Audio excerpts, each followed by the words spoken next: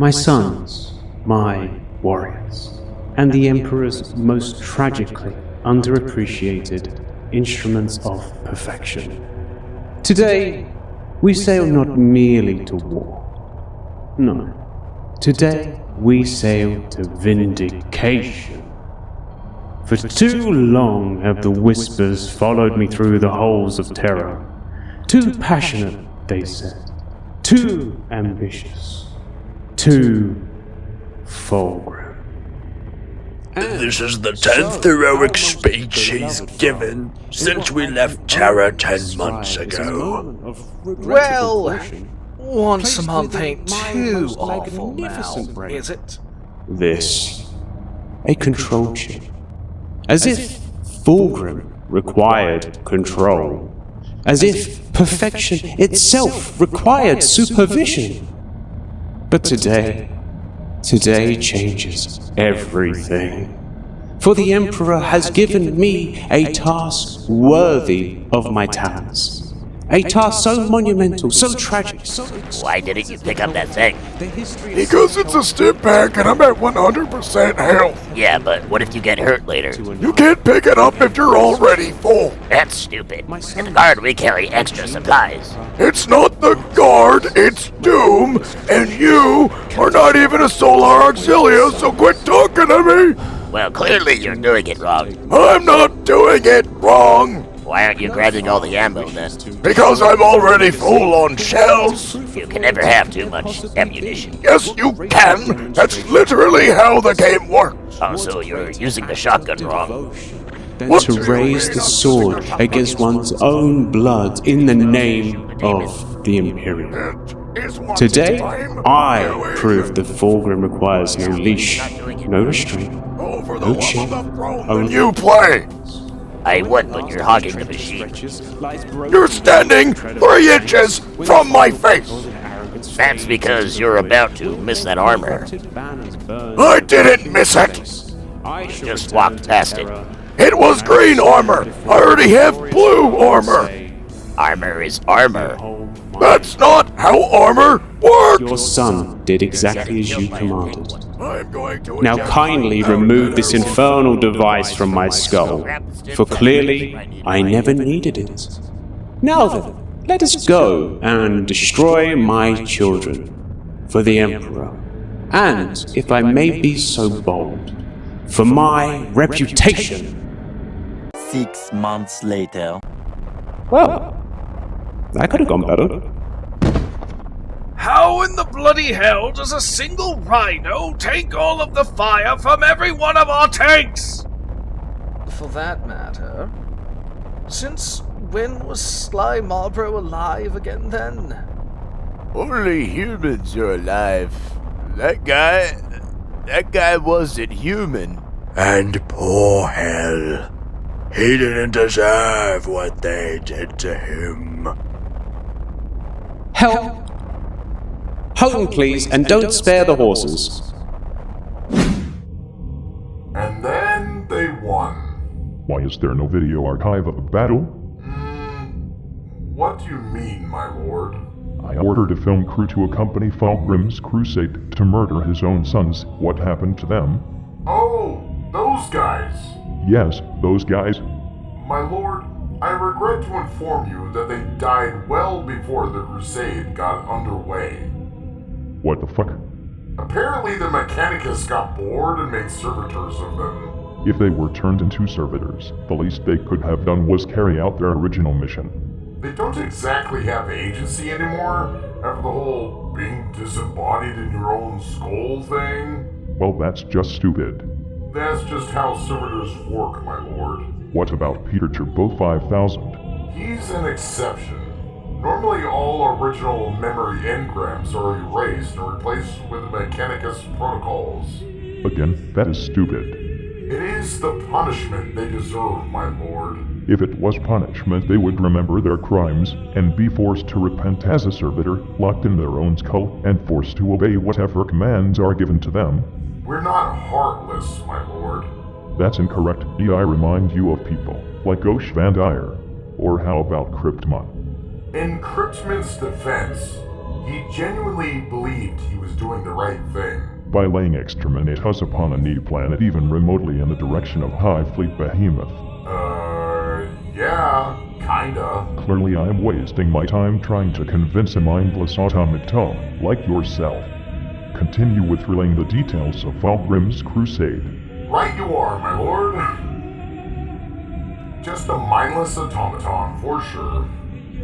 Anyway, to fulfill his Imperial Majesty's request, Fulgrim began his campaign with systematically hunting down their outposts throughout the Eye of Terror and surrounding sectors. I would have just gone to the source of the corruption and rooted it out immediately, letting the stragglers die a slow death, always looking over their shoulder wondering when the next bullet or blade might go through their degenerate head.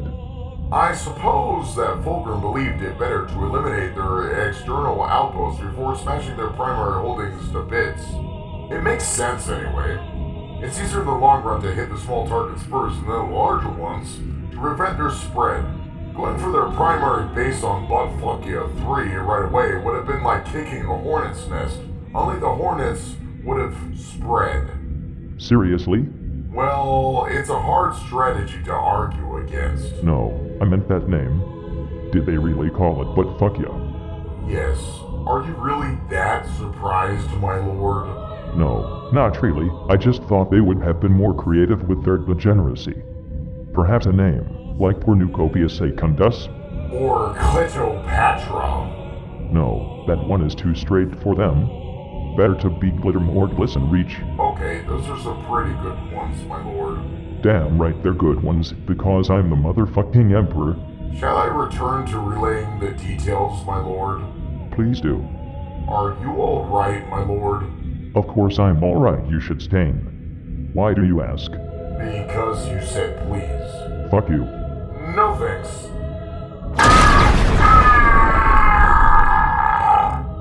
Serves you right. Now continue with this asinine report.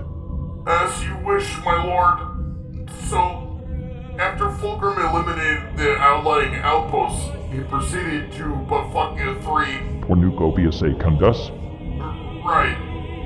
Cornucopia Secundus. So, once in orbit, they carried out their initial bombardment campaign against the traitors on the surface. Did the traitors not have naval assets?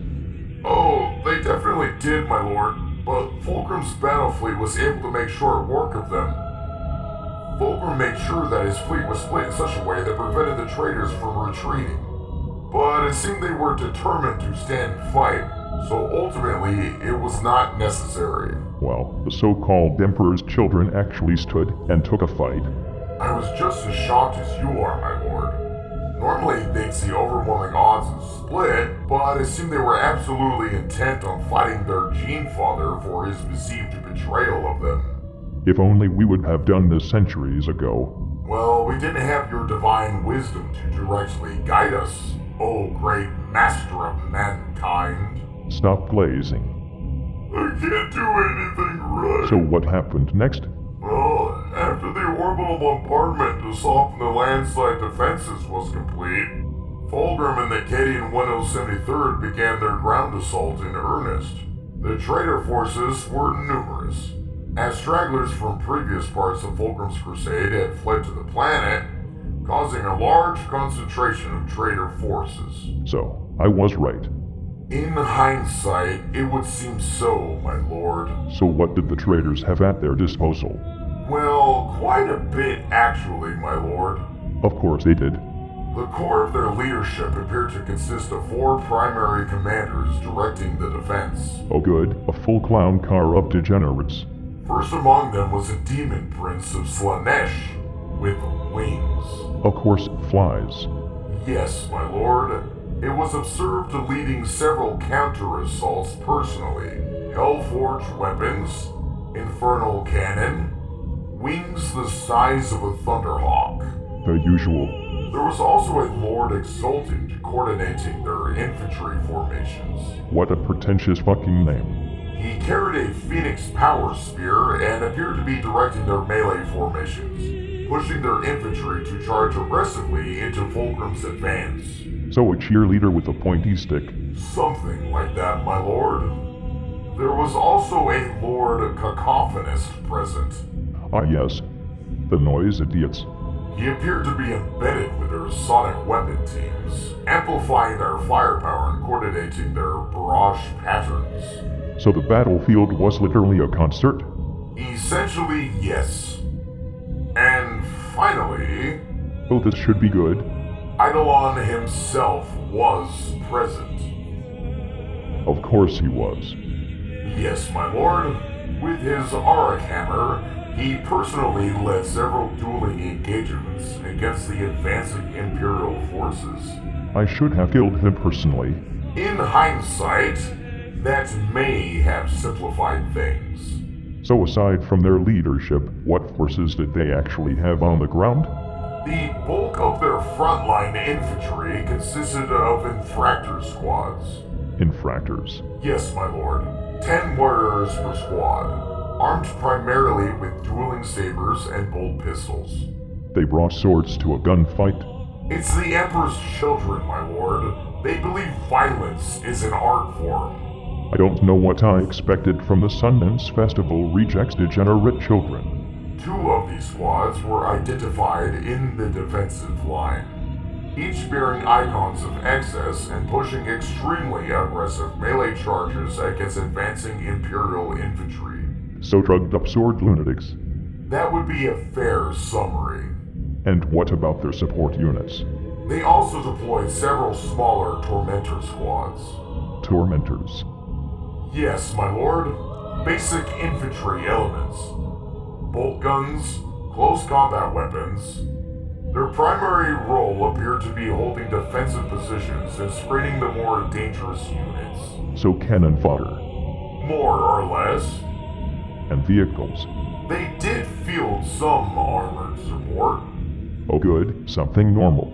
A Chaos Rhino was observed transporting one of their infantry elements across the battlefield. We invented that vehicle. Yes, my lord. They stole our tank. Yes, my lord. I hate them. Additionally, several elite formations were deployed closer to the command structures. Such as? A squad of Chaos Terminators. Finally something that makes sense. Heavily armored veterans, combi bolters, and accursed weapons. They were used as a defensive anchor point during several of the engagements. Professional soldiers. Relatively speaking. Relatively. They also deployed a small unit known as the Flawless Blades. Please tell me that is not their real name. It is, my lord. Continue.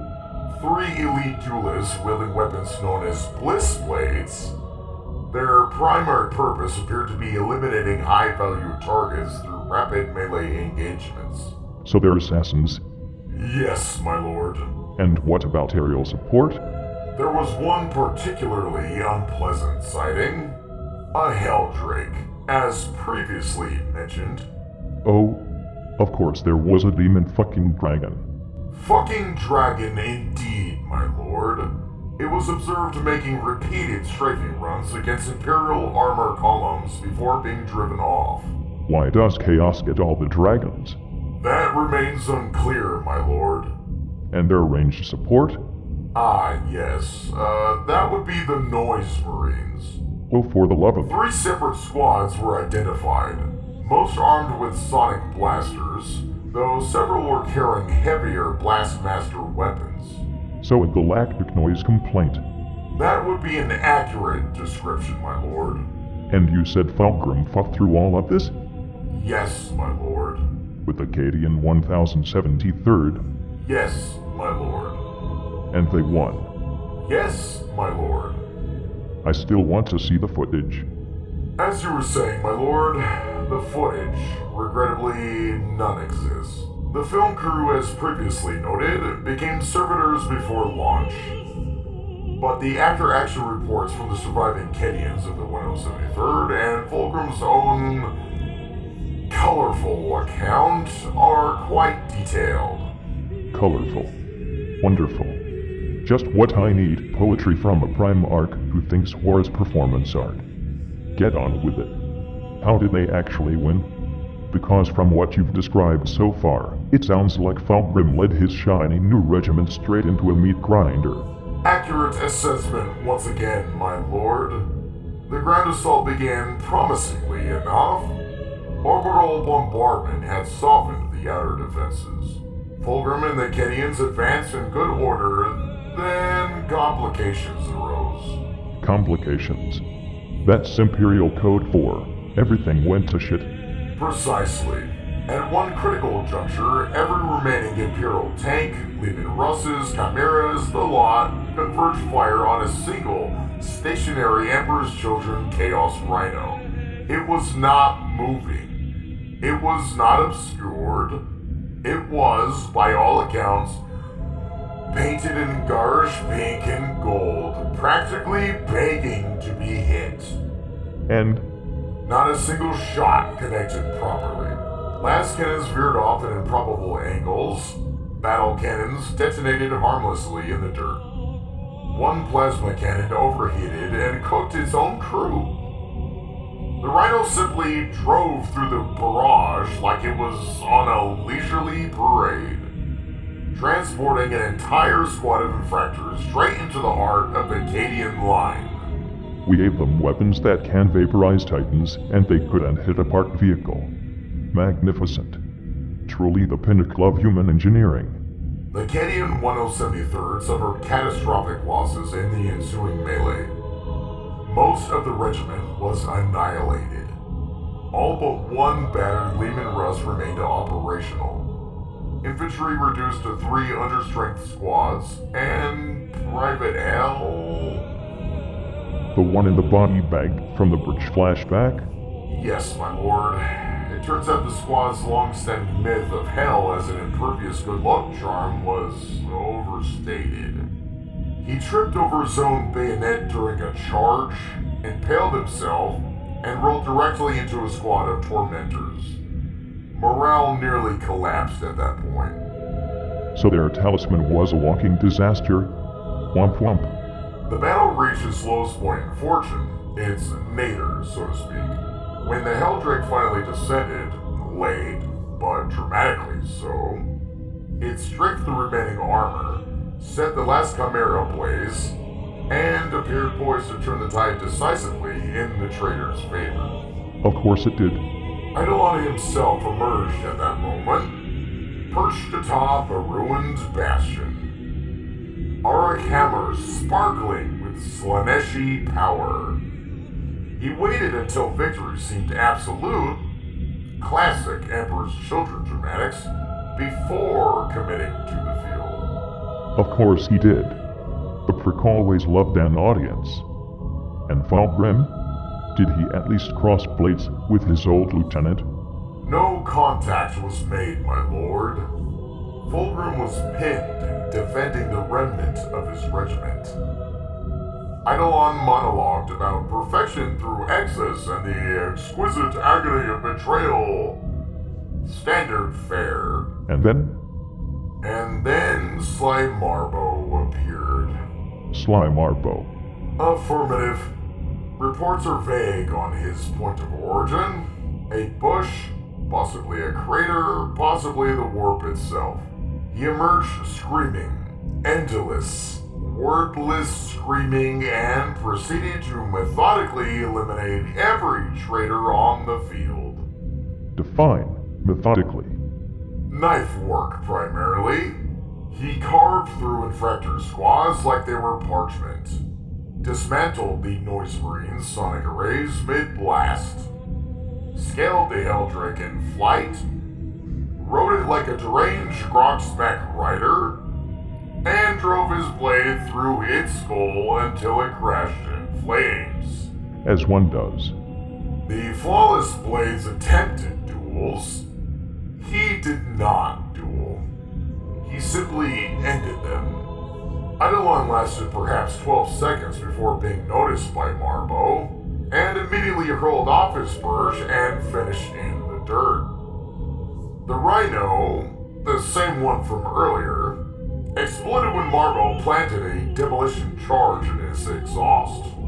So the tanks couldn't kill it, but one angry Catachan with a knife could. Yes, my lord. The entire traitor force was eradicated in under 3 minutes. A single Cadian with a knife did what an entire crusade fleet, a prime arc, and Cadian regiment could not. Technically, the crusade fleet softened them up first, but yes, my lord, Sly Marbo was the decisive factor. Of course he was.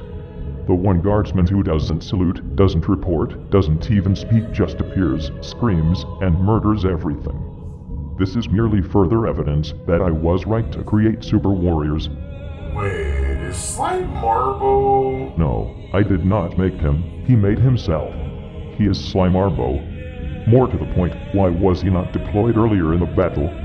Better yet, why even bother with strategy at that point? Well, perhaps his talents are best employed as a surprise, my lord. Like a bowel movement after bad rations. Charming analogy. And what of Fulgrim? What did the fabulous one have to say about his big victory? He described it as a symphony of redemption, conducted with unexpected percussion. I believe he meant Marbo. And then they won. Indeed, my lord.